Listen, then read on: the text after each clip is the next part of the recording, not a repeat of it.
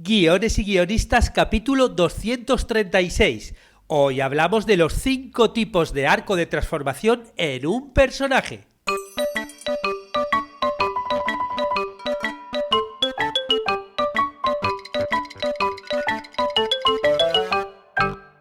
Buenos días a todos, bienvenidos a Guiones y Guionistas, el podcast con el que todos podemos aprender a hacer guiones y en el que el guionista es el rey y la guionista la reina. Cada semana salimos al aire con 2 programas en los que vemos un nuevo elemento, técnica o herramienta para que sepáis más del típico mundo de los guionistas y el transformador arte de los guiones. Cuando acaba una película, nuestro protagonista nunca suele estar como al principio. Es normal que tras pasar por un proceso dramático haya cambiado algo en su interior. De eso vamos a hablar en el podcast de hoy, en el que veremos los diferentes tipos de arco de transformación que puede sufrir un personaje. Pero antes recordaros que en cursosdeguion.com tenéis todo lo necesario para escribir vuestras propias historias y convertiros en guionistas. Tenemos cursos de guiones de corto, de largo, de series, de webseries, de animación, de cómic, de documentales. Bueno, hay 36 cursos a día de hoy y cada semana salen 3 clases nuevas. De hecho, la clase que sale hoy, que ya hemos subido, es sobre el curso de subgéneros de comedia, en el que vamos a ver un subgénero que siempre sorprende. Me refiero a la comedia absurda o surrealista. Vamos a ver los recursos que podemos utilizar para hacer una comedia absurda y los principales artistas de este tipo de comedia. Pero antes recordaros que hoy es el último día para participar en el primer concurso de guión de cortometraje de guiones y guionistas. Y tenéis todo el día para enviar vuestro guión de cortometraje de un máximo de 10 páginas escrito en español.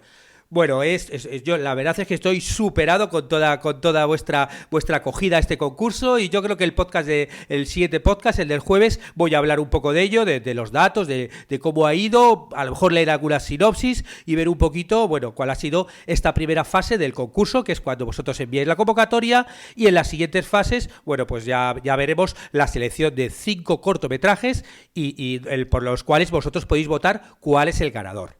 Y también tengo nuevas noticias de la novela Magela, ¿no? Que la semana pasada le dediqué 2 podcasts. Bueno, pues ya tenemos la web disponible. Es una web inicial, es una web, bueno, que he sacado, la he hecho rápido, con lo cual todavía le falta mucho, pero bueno, lo importante es que ya podéis verla, ¿no? Y en ella vais a poder, por ejemplo, ver algunas de las ilustraciones que aparecen en el libro que ha hecho Marta Salmamed, que es la otra coautora, que bueno, pues como además también es ilustradora, pues bueno, pues lo tenemos todo perfecto.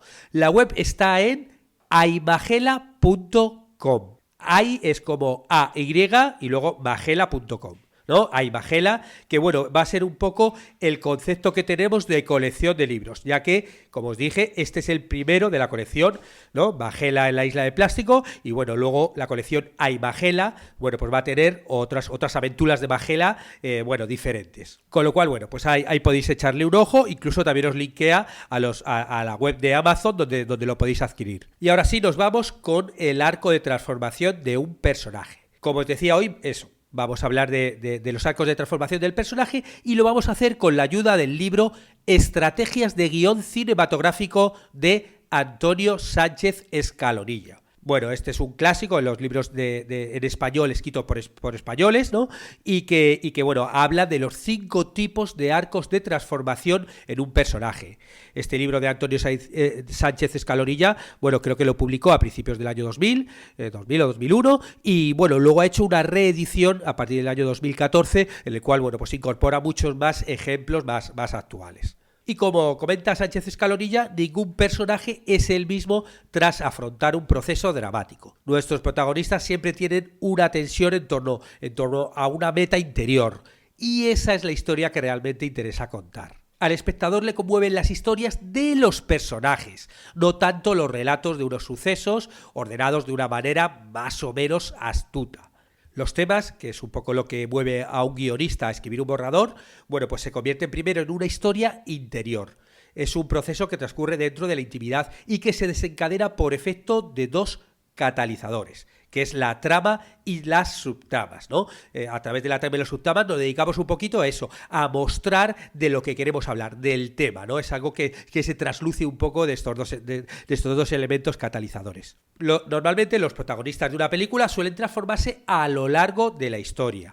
Es decir, por ejemplo, la joven ingenua de la primera escena se transforma en una mujer descreída y cínica, casi irreconocible cuando la pantalla se funde a negro al final. O el ejecutivo egoísta y pragmático descubre el amor. O el explotador insensible acaba convirtiéndose en un héroe. Los cuerdos enloquecen, los ancianos viajan a la infancia, los ciegos recuperan la vista, los solitarios pues encuentran ese consuelo que estaban buscando. O sea, todas estas transformaciones podemos contarlas a través de nuestras películas. Pero claro, para contar todos estos prodigios hay que explorar los recovecos del alma humana y preocuparnos un poco por las consecuencias del drama en el ámbito de la personalidad humana. Vamos a ver ahora los 5 diferentes tipos de arcos de personaje de una película que propone Antonio Sánchez Escalonilla.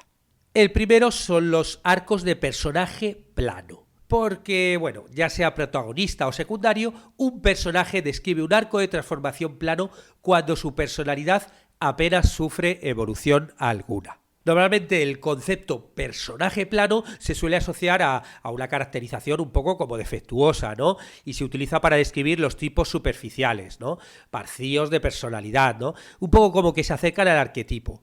Pero los personajes planos no tienen por qué reducirse a arquetipos y a menudo son necesarios al escribir un guión. Un ejemplo de ello sería el magnetismo de 3 personajes de Coppola, cuya personalidad férrea y rotunda apenas sufre fisuras. Me refiero a el coronel Kurtz de Apocalypse Now, ¿no? Ese Marlon Brando, que es súper rocoso y súper, bueno, que sale realmente muy pocos minutos y se convierte casi en el protagonista, o otras películas centradas en personajes como Patton y Tucker.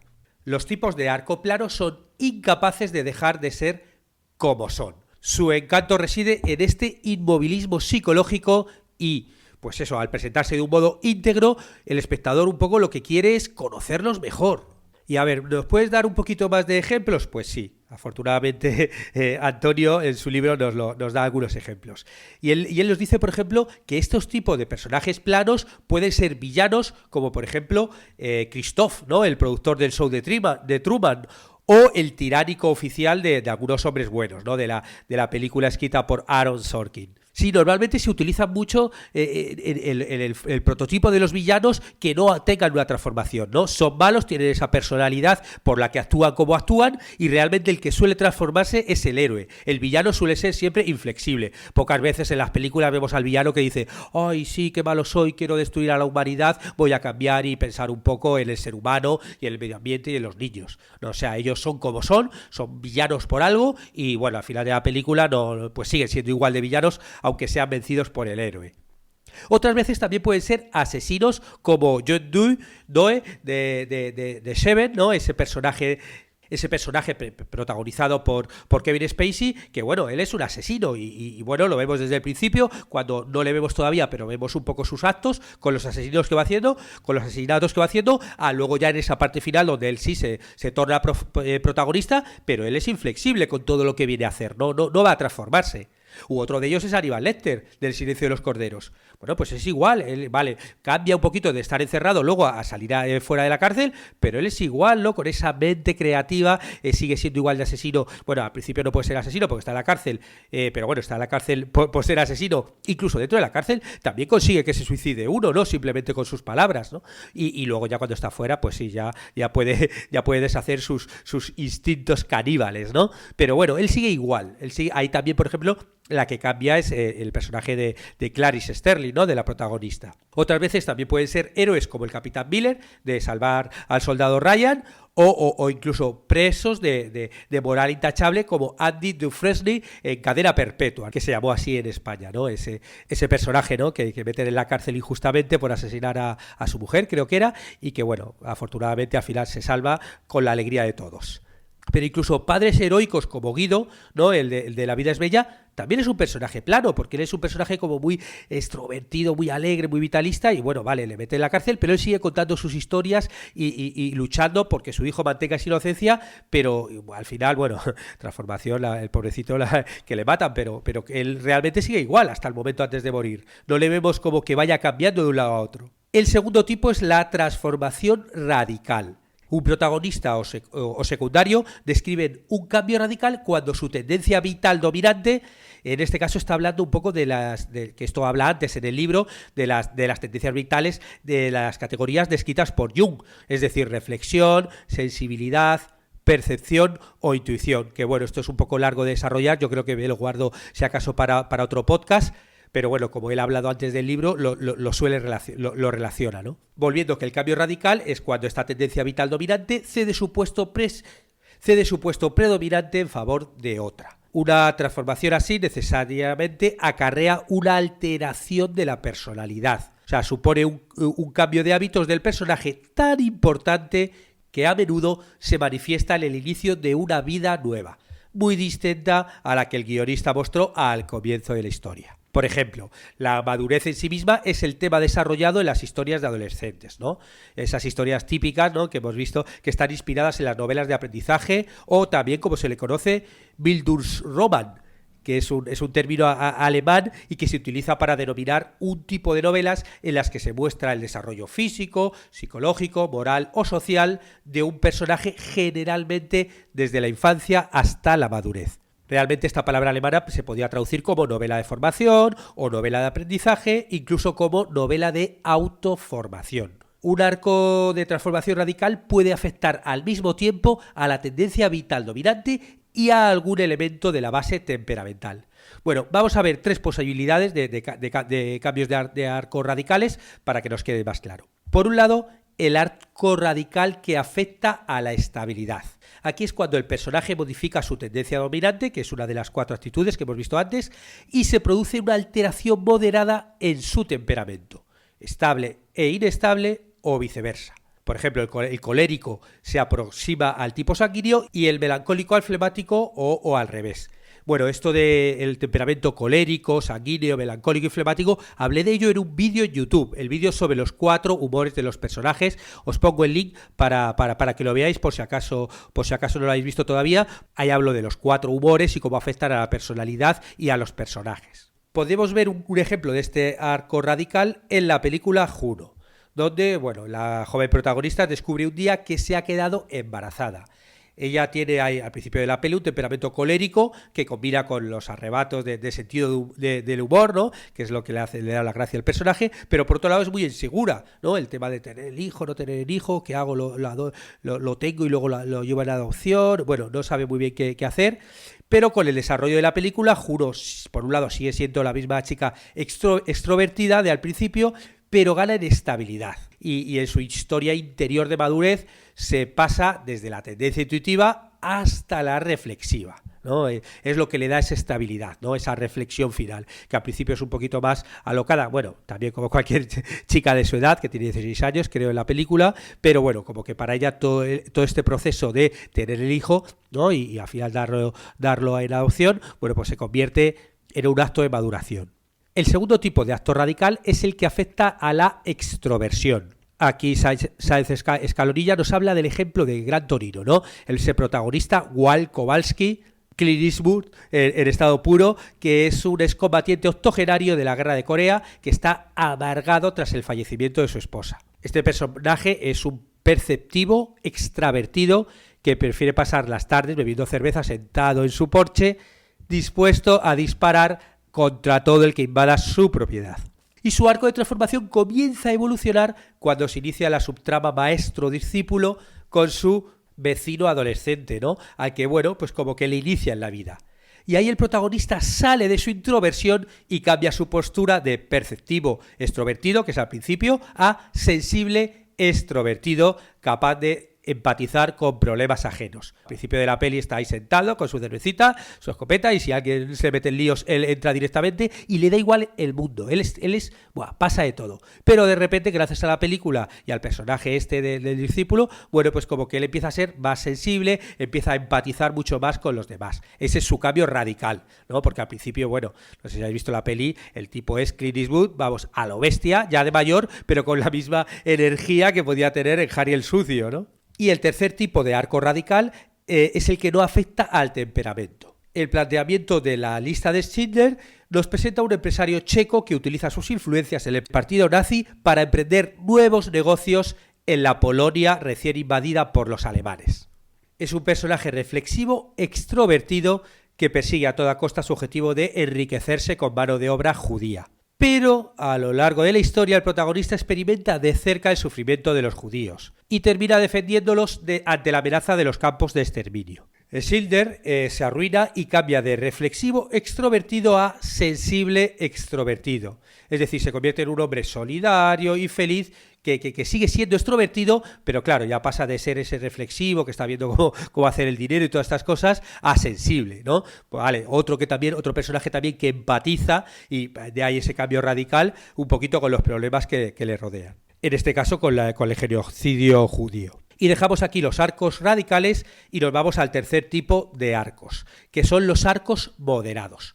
Algunos procesos interiores no dejan en el personaje una huella tan profunda. Protagonistas y secundarios pueden experimentar un cambio moderado en forma de refuerzo del carácter, cierta inestabilidad o conmoción de la intimidad, sin que llegue a producirse una auténtica transformación. En La Milla Verde, Paul sufre una vivencia intensa, pero tras la ejecución del condenado prodigioso sigue siendo el mismo tipo sanguíneo y sensible extrovertido.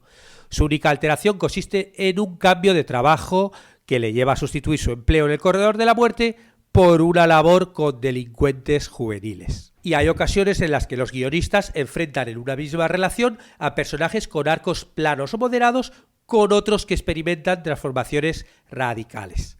Por ejemplo, en Atrapado en el Tiempo, la película del Día de la Marmota, Rita únicamente se transforma en una mujer enamorada que guarda su personalidad intacta, mientras que el personaje que interpreta Bill Murray sufre una transformación radical. El cuarto tipo son los arcos traumáticos. Existe un grado extremo por encima de los arcos de transformación radicales, y esto es los arcos traumáticos o temperamentales. Quienes viven una crisis así experimentan un cambio de personalidad tan definitivo que podemos hablar realmente del nacimiento de una nueva persona. Veamos algunos ejemplos de personajes traumatizados para que nos quede más claro. No sé si recordáis la película Amadeus. Bueno, pues hay Salieri, que es flemático, termina convertido en un melancólico con accesos de cólera a causa de su frustración como artista, sobre todo por todos esos celos enfermizos que tiene con Mozart, ¿no? Con Amadeus. Otro ejemplo sería el protagonista de La Conversación, de Coppola, ¿no? Que pasa de flemático a colérico tras obsesionarse con su propio trabajo. El espionaje profesional que termina causándole una manía persecutoria. O en Ed Wood, en el que, Bela Lugosi sufre unos accesos de melancolía parecidos a los que tiene Norma Desmond en Sunset Boulevard, el Crepúsculo de los Dioses, y también son debidos a una causa idéntica: el fracaso como estrellas de cine, ¿no? Todos estos, son personajes traumatizados. Y hay veces que el trauma experimentado resulta tan agudo que el personaje ni siquiera llega a mostrar por completo su nueva personalidad, a causa de un suicidio inesperado. Un ejemplo de ello sería el personaje de Neil Perry en El Club de los Poetas Muertos. O sea, entendemos la transformación que ha tenido, la entendemos, pero hay algo ahí que le bloquea, que es un poco ese padre tan castrador que él decide suicidarse, ¿no? Pero la transformación la ha tenido, delante de nosotros. Hemos visto cómo a lo largo de la película él se va transformando y realmente el suicidio es un efecto de esa transformación, pero no porque la transformación no se haya producido, sino al revés, porque se ha producido, pero de una forma tan traumática que el hombre pues se suicida, ¿no? Pero otras veces los arcos temperamentales también pueden llevar la superación de un trauma, como le sucede, por ejemplo, a Clarice Starling, la agente Clarice Starling, al término de su misión en El silencio de los corderos. El silencio de los corderos viene el título de la película, del libro anterior, bueno, pues viene del trauma que tenía ella, de su infancia, ¿no? Que vio matar a esos corderos y no pudo salvarlos. Bueno, pues al final de la película, que consigue salvar a la chica que habían secuestrado del asesino, ¿no? Cuando pilla al asesino, bueno, pues consigue por lo menos liberarse de ese trauma, porque, bueno, pues en esta metáfora de la película sí consigue salvar al cordero, ¿no? Y el quinto y último arco es la transformación circular. Los arcos de transformación pueden describir una evolución más compleja que un simple cambio de personalidad. A veces los personajes sufren primero una alteración, ya sea radical o moderada, que habitualmente se produce durante el nudo del relato, tras alcanzar su momento crítico, y después retroceden hacia la situación inicial. Esta especie de involución, ¿no?, de evolución hacia detrás, tiene lugar hacia el tercer acto del guión y cierra el arco de transformación con un círculo. Pero el desenlace no nos devuelve al protagonista en un estado idéntico al que se mostró en el planteamiento. Como ocurre en todo arco de transformación, la experiencia finaliza con un personaje que, si bien regresa al punto de partida, se encuentra en un nivel de satisfacción moral superior al inicial. Es como en el viaje del héroe, ¿no? Sales de tu mundo ordinario, tienes toda la aventura y al final regresas al mundo ordinario, pero regresas cambiado. Todo este viaje, toda esta película, bueno, ha servido para algo. Podemos ver un ejemplo en el caso de las aventuras protagonizadas por John Anderton en Minority Report o Cobb en Origen, que son personajes que recuperan su estabilidad original a través de un retorno al hogar. Aunque, bueno, como bien decía antes, tras este retorno ya no son los mismos. Bueno, con esto terminamos el podcast de hoy en el que hemos visto el arco de transformación de un personaje con la ayuda del libro Estrategias de guión cinematográfico de Antonio Sánchez Escalonilla. Si os ha sido útil, bueno, pues agradecería comentarios y valoraciones donde hayáis escuchado este podcast, iTunes, iVoox, YouTube, Spotify, o que lo compartáis en redes sociales. Y, por supuesto, muchas gracias a los que os suscribís a los cursos de guión o contratáis las consultorías y mentorías, porque ayudáis a que este podcast se mantenga. Estaremos juntos los martes y jueves con nuevas técnicas, estrategias y análisis para que aprendamos entre todos a ser mejores guionistas. ¡Hasta pronto!